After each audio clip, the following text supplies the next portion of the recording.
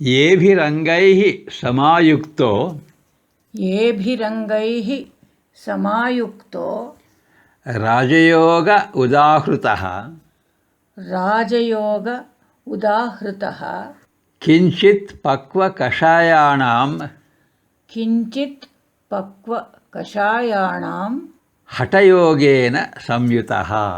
हठयोगेन संयुतः. All the 15 practices described above come under Raja Yoga. These practices should be combined with those of Hatha Yoga for the benefit of those sadhakas who have not gained complete control over their worldly desires. ಮೇಲೆ ವಿವರಿಸಿದ ಎಲ್ಲ 15 ಅಭ್ಯಾಸಗಳು ರಾಜಯೋಗದ ಕೆಳಗೆ ಬರುತ್ತವೆ.